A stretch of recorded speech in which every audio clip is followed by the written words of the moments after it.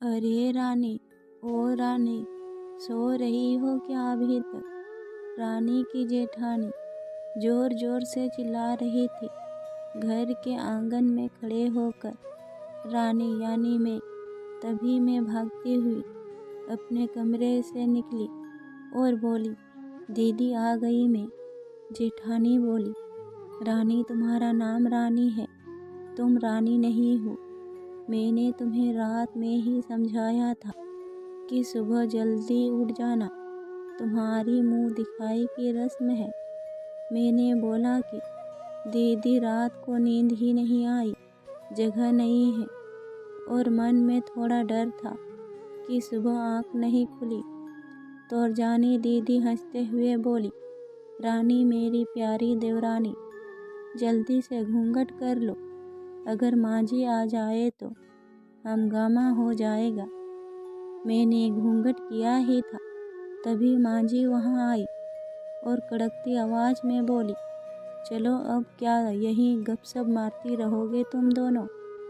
हमने चलना शुरू ही किया था, तभी मांझी ने रजनी दीदी के कंधे पर हाथ रखा और बोली, पता है ना कहाँ से जाना है और कैसे जाना है? मांझी ने बोला कि जब भी कोई बड़ा तुम्हारे सामने खड़ा हो तो हमेशा घूंघट में रहना और कम से कम अपने बड़ों के सामने आना, और बिना घूंघट के तो कभी नहीं। रजनी दीदी कुछ बोली ही नहीं, बस अपना सर हिलाकर हाँ बोल दिया। मैंने भी बस अपना सर हाँ में हिलाया। मांझी के जाने के बाद मैंने पूछा, रजनी दीदी आप तो स्कॉलर हो और इन सब चीज़ों को कैसे निभाते हो? रजनी दीदी मुस्कुराई और बोली कि मैं थारे जेठ जी से बहुत प्यार करती हूँ, इसलिए अभी तक चुपचाप सब चीज़ें निभा रही हूँ। मैं कुछ नहीं बोली और चुपचाप रजनी दीदी के साथ घर के बाहर वाले कमरे में जाकर बैठ गई। वहाँ पर एक पड़ोस की आंटी जी बैठी थी।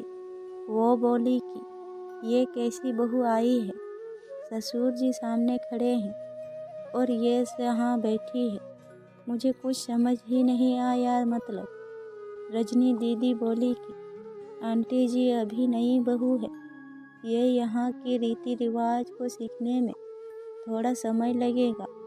रजनी दीदी मुझे वहाँ से उठाकर मेरे कमरे में छोड़ गई। 6 महीने यूं ही छोटे छोटे चीज़ों में बीत गए। फिर एक दिन मैं राहुल के साथ साड़ी लेने गई।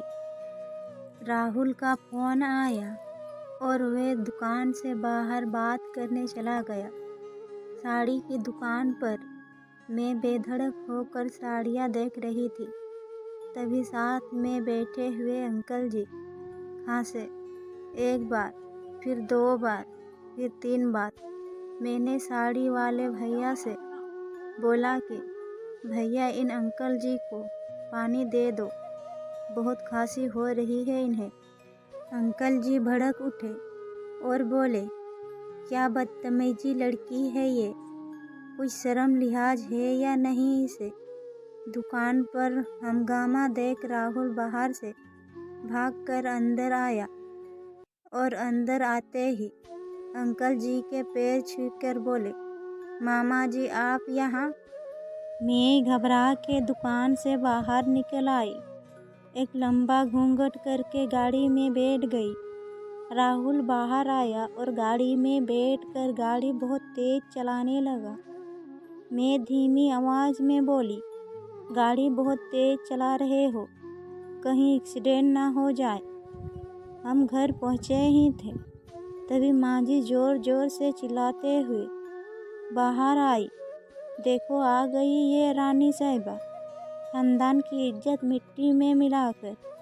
तभी रजनी दीदी आई और बोली, मांझी मेरे शादी को 6 साल हो गए हैं, मैं अभी तक मामा जी को नहीं जानती, ये कैसे जानेगी? मांझी जोर से चिल्लाई, देखो कैसे चपड़ चपड़ जबान चल रही है इस रजनी की। तभी राहुल सब की बात टालते हुए बोले, कि माँ ये दोनों सही बोल रही है। अगर ये हमेशा घूंघट करके रहेगी तो ये मामा जी को कैसे पहचानेगी। और माँ, आज मामा जी के फ़ोन पर तुमने पूरे घर की शांति को भंग कर दिया है। ये वही समाज है जिसने सीता मैया पर भी उंगली उठाई थी। पिताजी और जेठ जी ने भी अपना पक्ष राहुल के साथ ही रखा। माँ जी थोड़ी देर सोचने के बाद वापस रजनी दीदी और मेरे पास आई और बोली कि तुम दोनों को अपना मर्यादा पता है। मुझे उम्मीद है कि तुम कभी भी मेरा सर शर्म से नीचा नहीं झुकने दोगी। हम एक ही परिवार के सदस्य हैं। हमें हमेशा साथ रहना है। अच्छा वक्त हो या बुरा वक्त, हर सदस्य को अपना मर्यादा पता है।